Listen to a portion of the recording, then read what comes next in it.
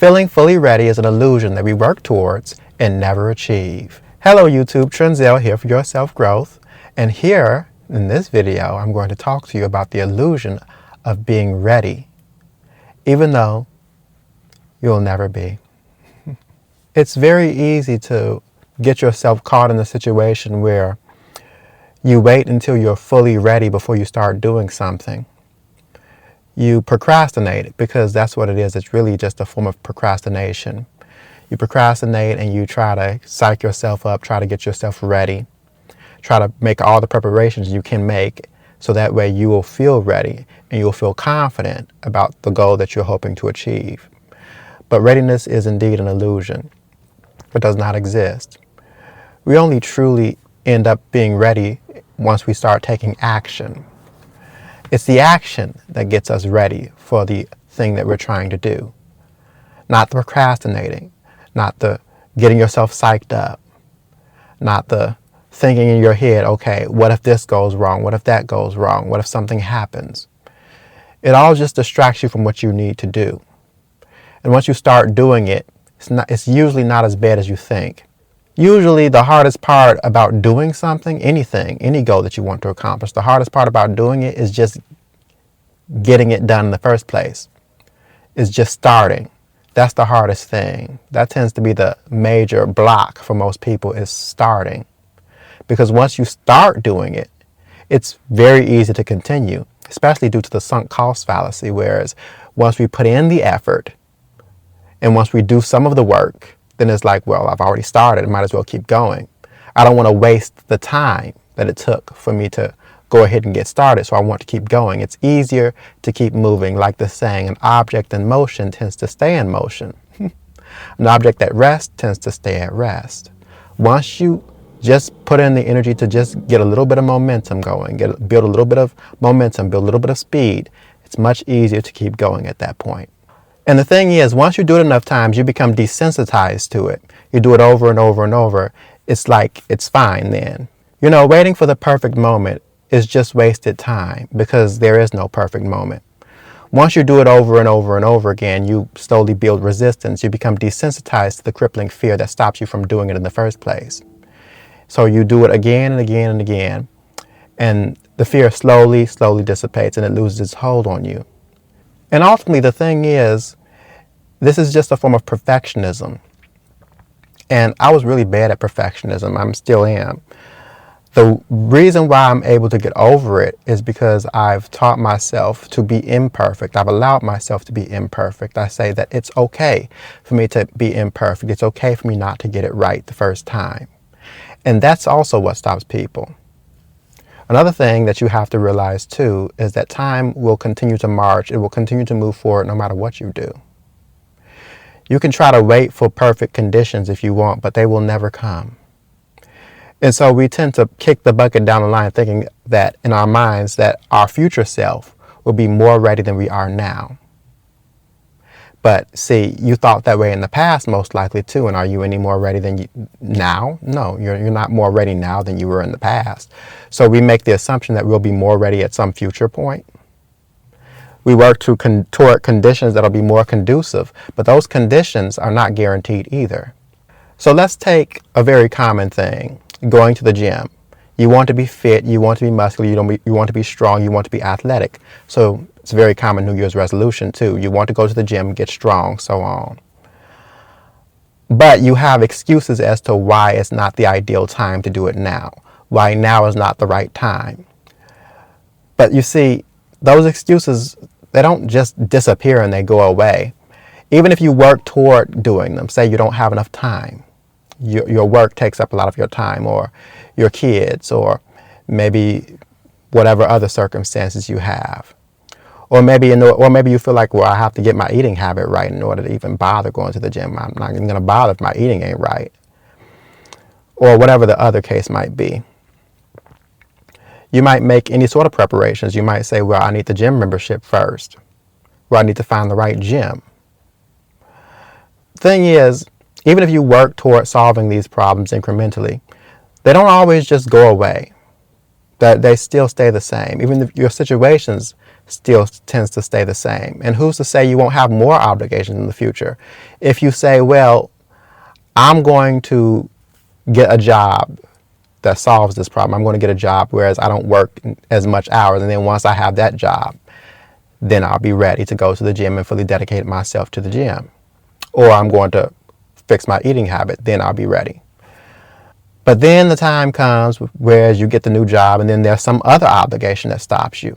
You're not guaranteed that the obligations are going to go away, the excuses are going to go away, that it's going to magically just disappear. You know, say, well, I'm going to wait till the kids are a bit older. They're almost of age. Wait until they get old and move out. Well, they move out. Well, that doesn't necessarily mean you'll have more time. That doesn't necessarily mean that something else won't pop up. Your future self is not guaranteed to be more ready than where you are now.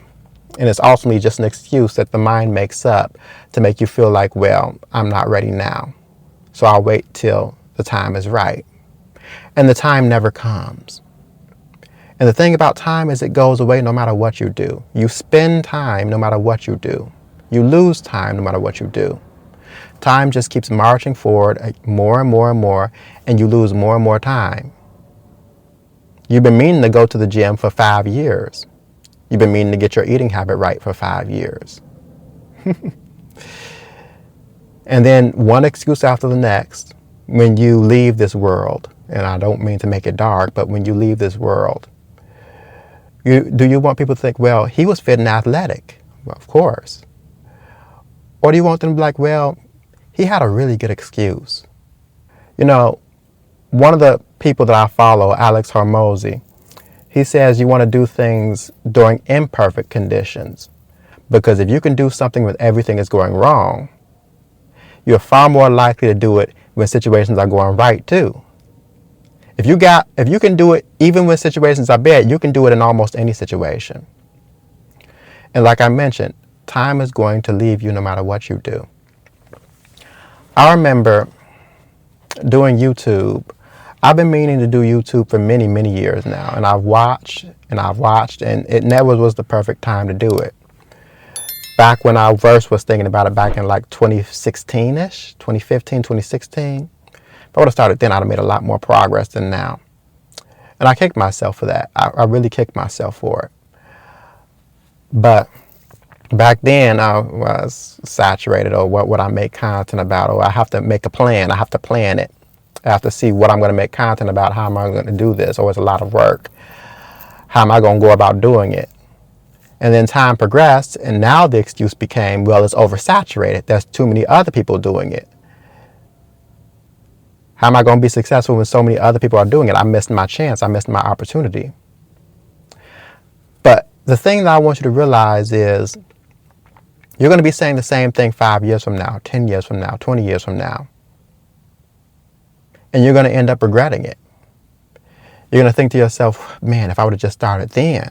Because time is just going to move forward either way. It wasn't the perfect conditions then. It's not the perfect conditions now. And then here's the thing. You want to get away from thinking that you have to get it right the first time, because you don't. It's very empowering when you disconnect yourself from needing to get it perfectly right the first time.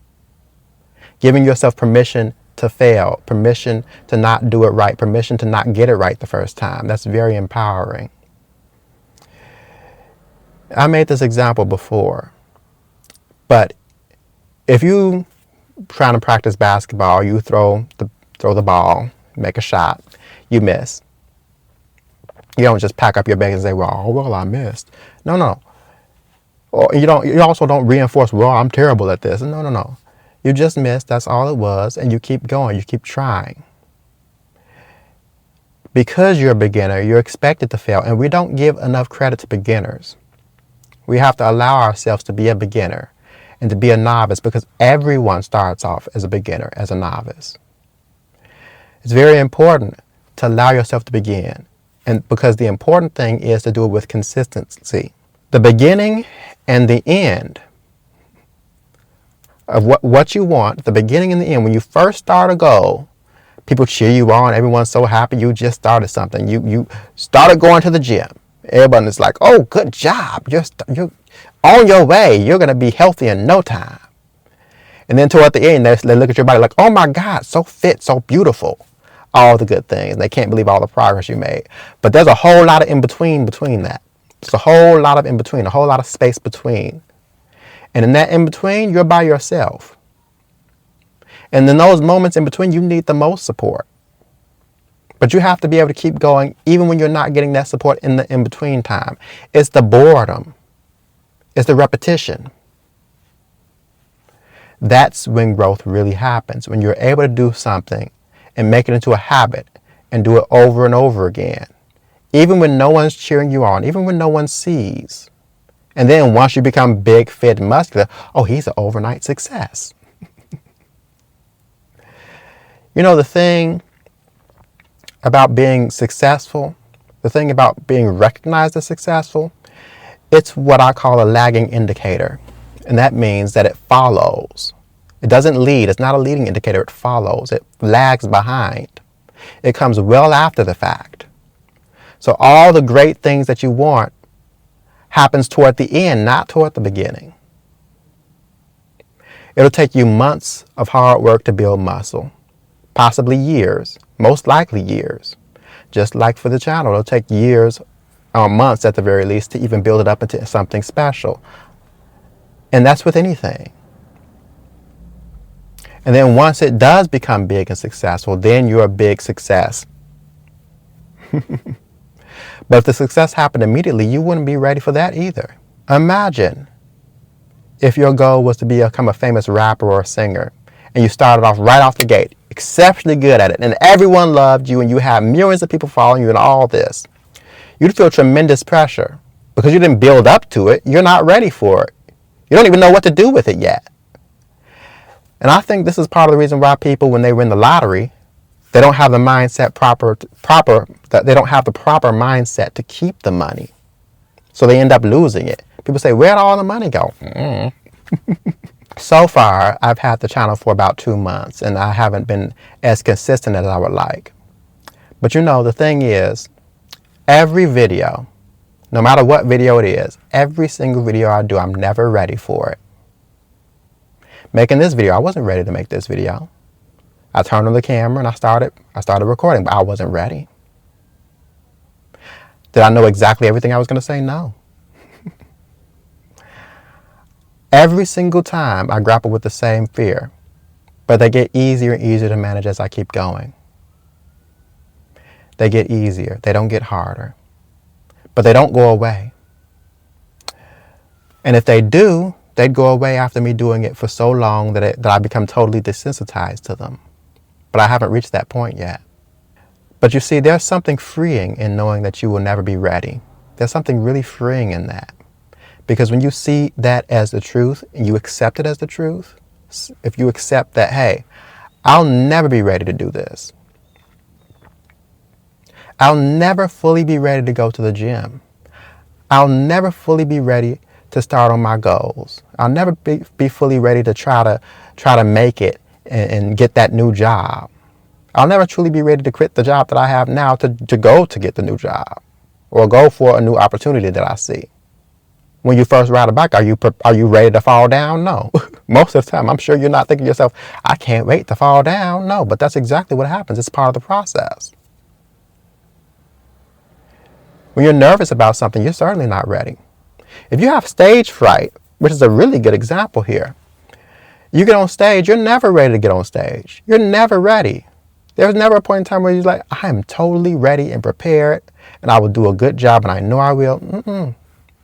That never happens.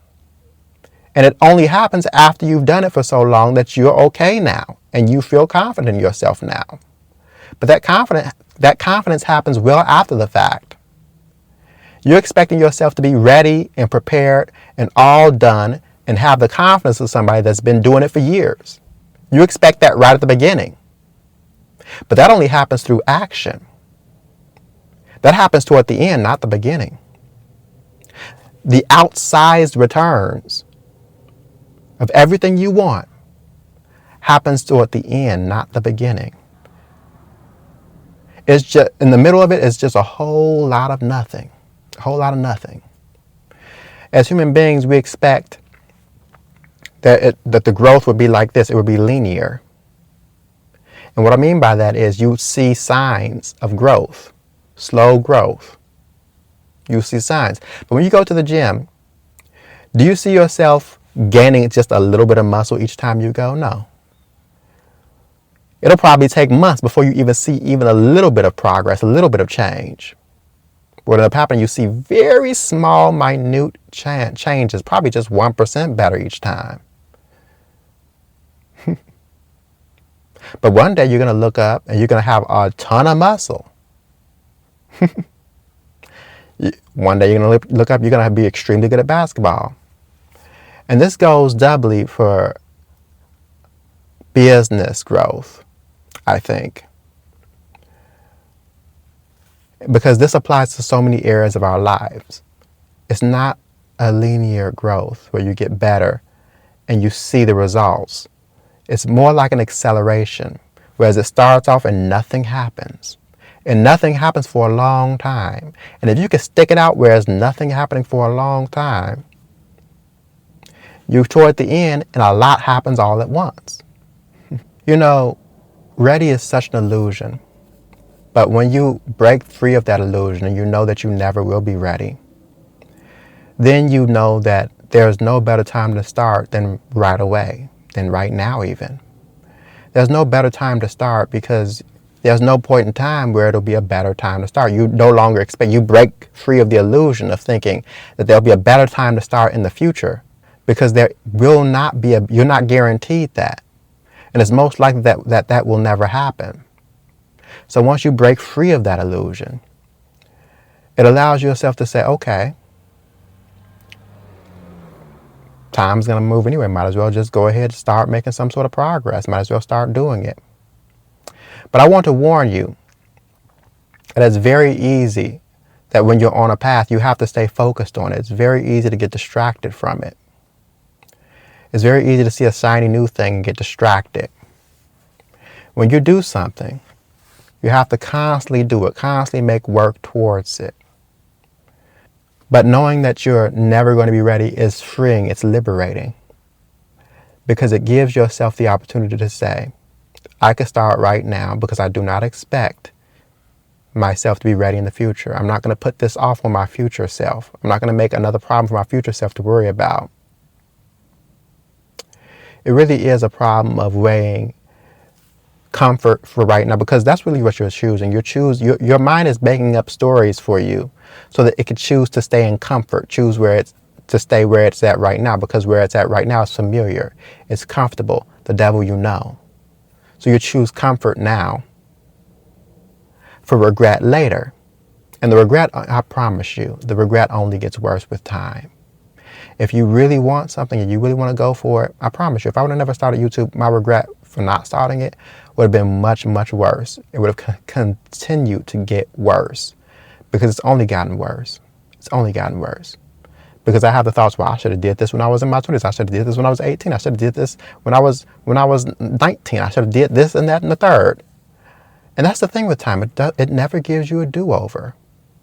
Once you spend your time, it's gone forever. That's why it's so important to break free of the illusion and realize that what it is your mind just trying to convince you that where you are right now is comfortable and it's instant gratification. If you don't go to the gym, if you don't fix your eating habit where you can have a Dunkin' Donut or whatever, you can eat unhealthily, you get an instant reward. Our mind is not structured to handle delayed rewards over a long period of time. That's why it takes a very, very special person to become successful at anything, because they have to dedicate themselves to it over a very long period of time. And that's why it's so important to try to make the journey, the in-between moments, enjoyable in some way. Because it's those moments that you build in silence, in secret, where no one is cheering you on. They're the most important parts, because there's a lot of them.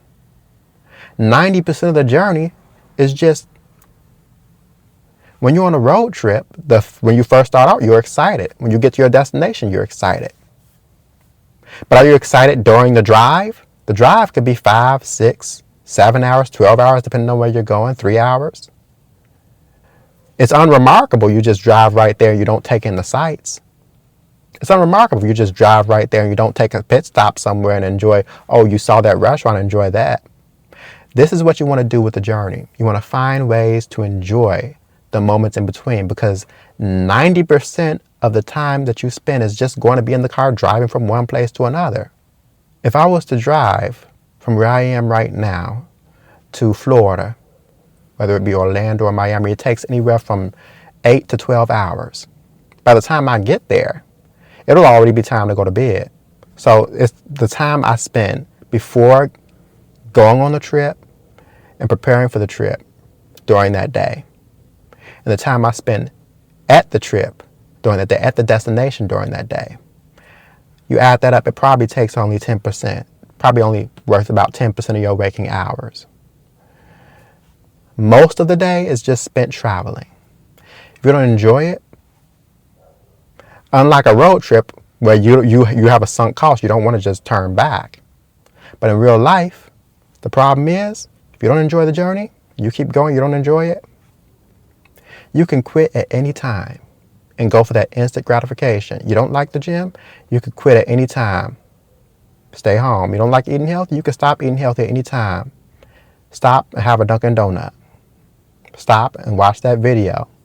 Stop, and there's endless distractions in this world. And keeping, like I said in another video, keeping your own attention focused on something, anything that's important to you for any length of time is a superpower. It really is. The thing is, when you aim high, whether you're ready to or not, if you aim high, even when you miss, you have something to show for it. You tried. You did something that you can be proud of. And you never really fail unless you give up. My key takeaway here: enjoy the journey itself, not just the destination. And know that the true reward is the person you become by taking the journey in the first place. You know, you might think you're not ready, but you don't really know unless you try. You don't actually know how much you can accomplish, what you can do, what your potential is until you test it. And that's the message I'm going to leave with you. And there's this video right here, and this video right here, and these are the videos right here. See that? See that? I did it. See that? Yes, I'm in my car now. See, I'm making a variety of contents. See that? I don't know what that is, but bye.